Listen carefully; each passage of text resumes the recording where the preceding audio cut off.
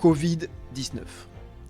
Le coronavirus apparu en Chine en décembre 2019 s'est propagé et s'est métamorphosé en pandémie mondiale. L'Europe et la France ne sont pas épargnées. Nos vies quotidiennes sont profondément transformées. Le pays est à l'arrêt. Comme toutes les autres activités et œuvres humaines, le monde du vin et tous ses acteurs sont frappés par l'événement monstre. Bonjour à tous. Vous écoutez Les 4 saisons du vin. Les 4 saisons du vin, le podcast de la rédaction de Sud-Ouest qui raconte le monde du vin à Bordeaux et ailleurs, qui revient sur les faits majeurs et qui tente d'en décrypter les enjeux. Saison 2, épisode 6. Je suis Mathieu Hervé. Je suis avec César Compadre, responsable de la rubrique vin à Sud-Ouest. Mon cher César, nous enregistrons dans des conditions et un contexte très particulier aujourd'hui.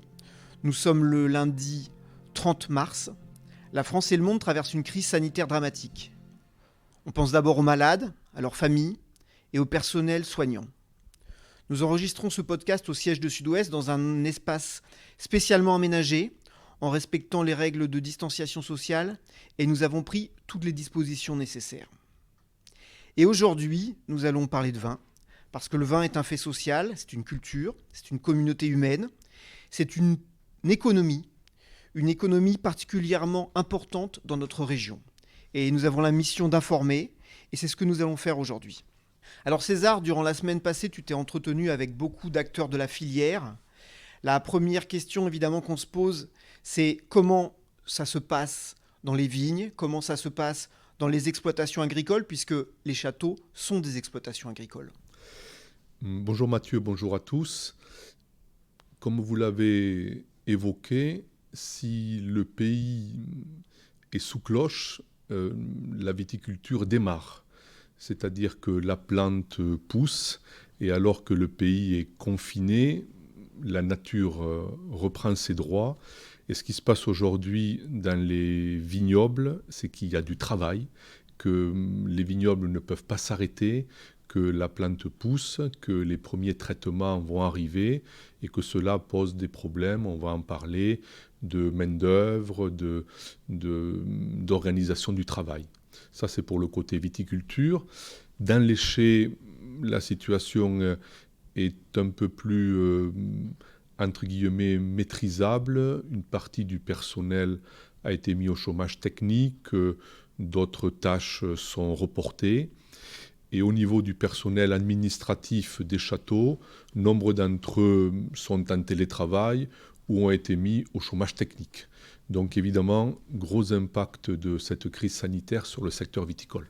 Alors gros impact puisque effectivement dans les vignes, il faut toujours tailler, il faut toujours remonter. Et en plus, il y a une ombre qui plane, c'est le gel. Exactement. J'ai passé quelques coups de fil, y compris ce matin.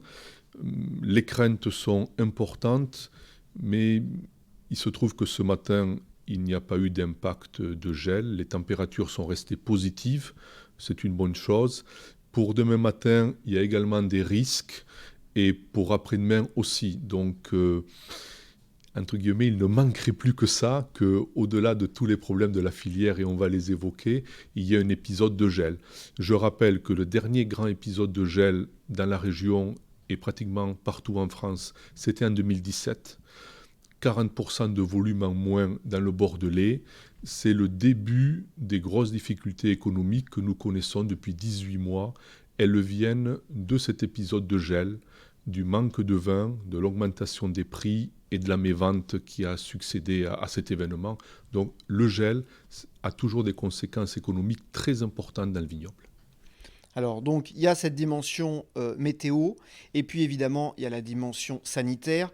Au niveau des conduites culturelles, est-ce que ce contexte de confinement peut avoir des impacts ? Oui, parce qu'il a fallu s'organiser exactement comme on s'organise dans une entreprise, dans une structure. La taille est en train de se terminer. Les premiers traitements phytosanitaires vont commencer, les premiers passages des tracteurs pour le travail du sol vont commencer. Concrètement, qu'est-ce qui s'est passé ? Essayer de ne pas aller sur les parcelles à plusieurs dans la même voiture. Évidemment, garder des distances réglementaires à la vigne entre guillemets, c'est pas très compliqué, puisque si on travaille à plusieurs, on peut être à plusieurs rangs de distance. Pour les prestataires de services, gérer les troupes, ne pas faire de ramassage avec des camionnettes et donc plusieurs employés confinés. Désinfecter les tracteurs, la plupart des tracteurs, faire que plusieurs chauffeurs ne rentrent pas sur les tracteurs au cours d'une grosse journée où il pourrait y avoir une équipe le matin, une équipe l'après-midi. Donc des mesures au demeurant pas très compliquées à mettre en place. Donc de ce côté-là, d'après les coups de fil que j'ai pu passer, la situation est maîtrisée et ne pose pas de problème particulier.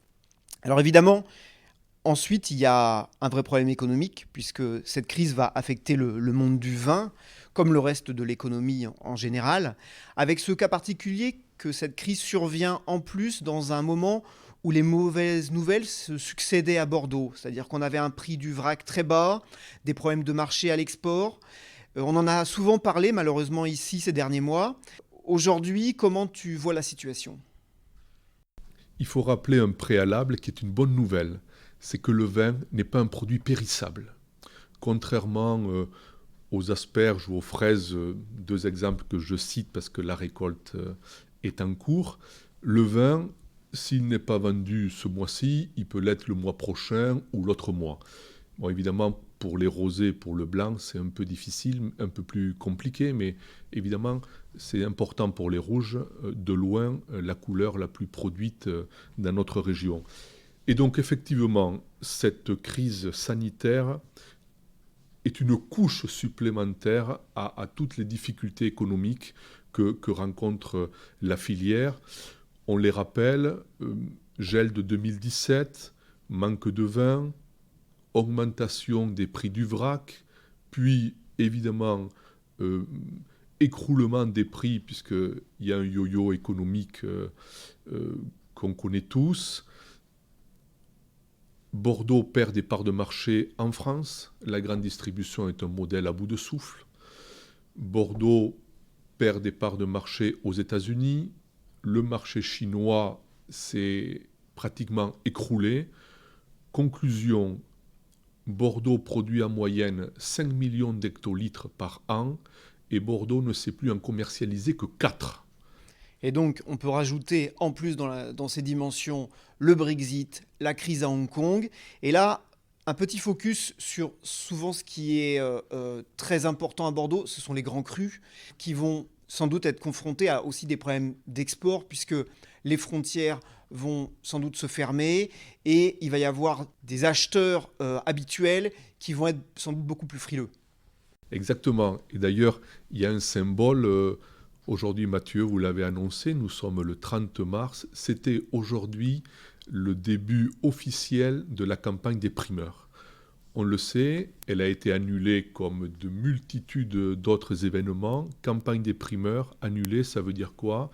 Ça veut dire des milliers d'acheteurs et de journalistes qui ne viennent pas à Bordeaux goûter le millésime 2019.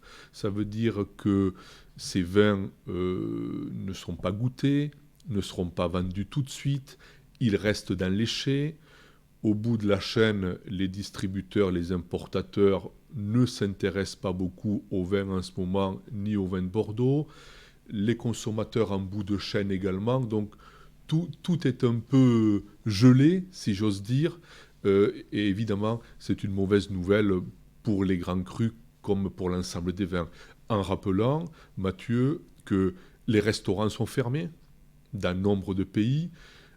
En France, même si les cavistes pouvaient rester ouverts, j'ai passé des coups de fil, la plupart d'entre eux ont fermé, premièrement pour protéger leur personnel, ensuite parce qu'évidemment il n'y a pas grand monde qui franchit leurs portes. Et tous ces vins qui ne sont pas vendus aujourd'hui, ils seront difficilement vendables demain. En tous les cas, le chiffre d'affaires qui est perdu est perdu.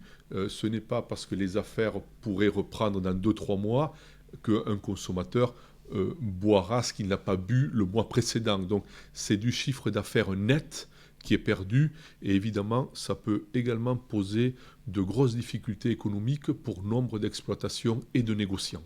Alors justement, c'était le point sur lequel je voulais qu'on revienne parce que crise sanitaire, crise économique, mais surtout il va y avoir des drames humains parce que c'est souvent, comme d'habitude, malheureusement, c'est les plus fragiles qui vont être touchés en premier, ceux qui ont peu de trésorerie. Et là, ce sont souvent les petites exploitations familiales, les petits négoces qui vont être malheureusement en première ligne.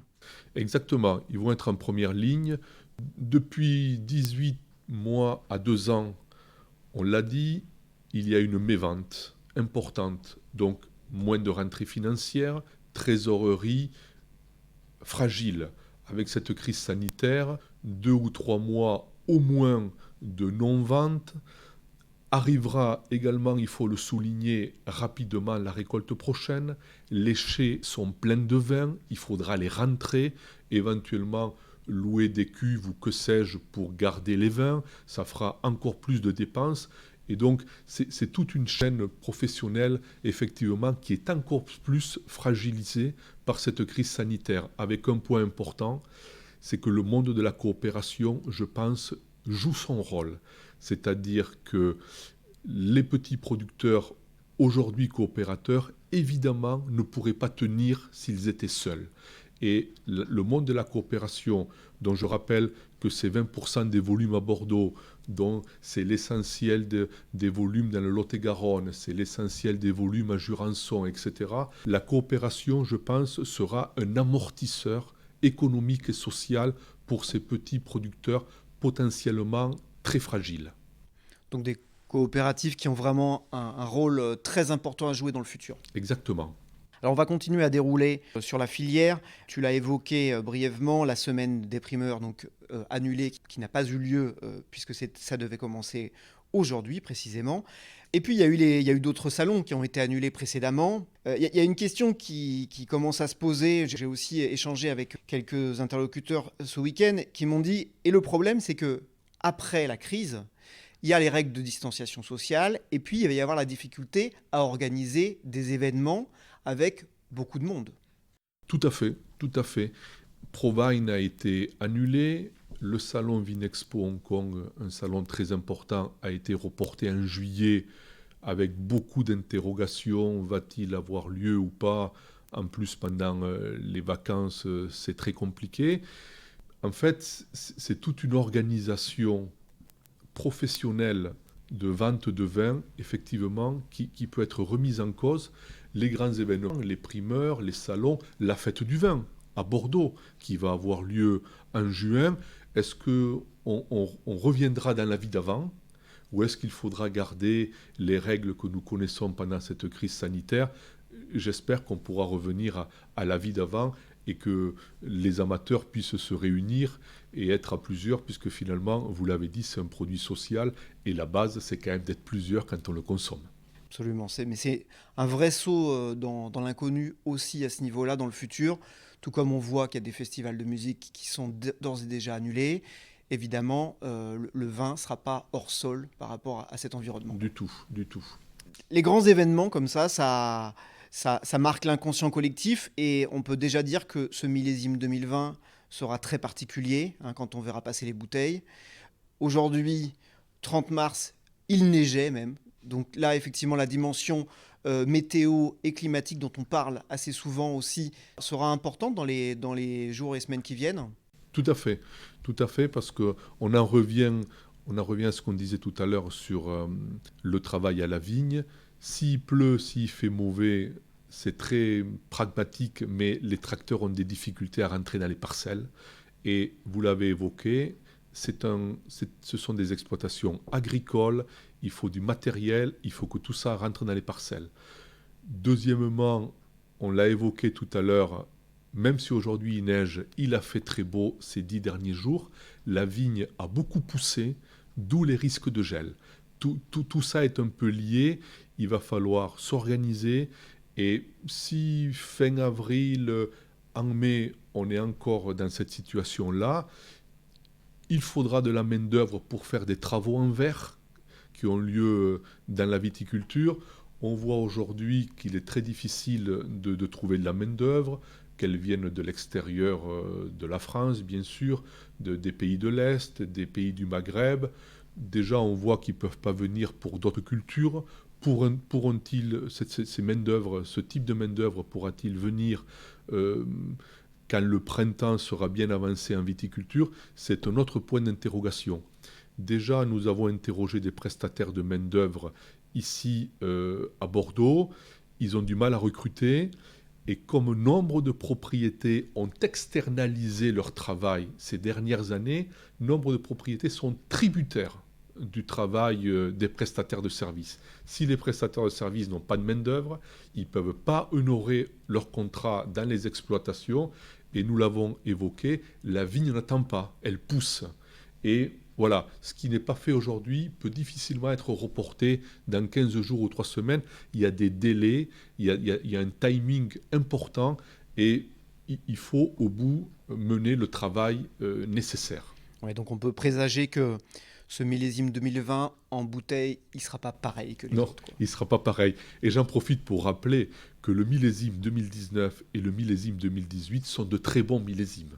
Ça veut dire qu'on ne les boit pas beaucoup parce qu'il y a une crise, nous l'avons évoqué, mais le vin est dans le chai, il est bon. Espérons que si tout ça reprend dans 6 mois, dans 1 an, au moins la matière première pour se faire plaisir. Alors on va continuer une nouvelle fois à dérouler et là on va penser aux distributeurs qui sont aussi des acteurs extrêmement importants dans la filière. Là je pense notamment aux cavistes de quartier, aux cavistes en ligne qui ne peuvent pas forcément aussi adresser leur vin. Je pense à Fabien, Olivier qui se reconnaîtront. Pour eux, c'est quoi le défi dans le futur là ? Le défi, c'est comme les viticulteurs, c'est-à-dire d'avoir la trésorerie nécessaire pour tenir. C'est éventuellement de mettre du personnel au chômage technique. C'est que nombre de restaurants qui auront fermé 1 mois ou 2 mois ne mettent pas la clé sous la porte. Déjà, on a des problèmes de distribution dans les réseaux traditionnels. On l'a vu en parallèle, la grande distribution est en souffrance. Si la grande distribution est en souffrance, si le monde de la restauration souffre, si les cavistes sont difficulté parce qu'ils viennent de fermer, ils auront du mal à démarrer. Au final, quel créneau de distribution solide les consommateurs pourront-ils avoir en face d'eux pour se procurer du vin ? C'est finalement tout le système d'organisation de distribution du vin qui est impacté, en ajoutant que nombre de transporteurs ne travaillent plus.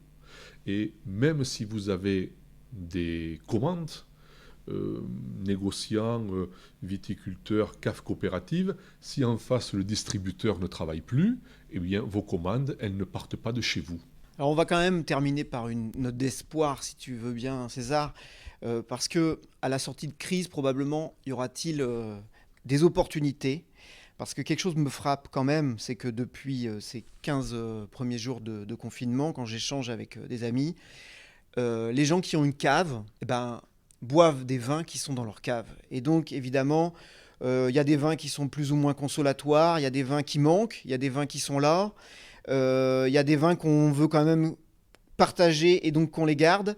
Mais à la fin, une fois que tout le monde sera sorti de cette situation de confinement, probablement les gens voudront-ils acheter des vins. Et donc, il faudra être au rendez-vous, et notamment pour les vins de Bordeaux.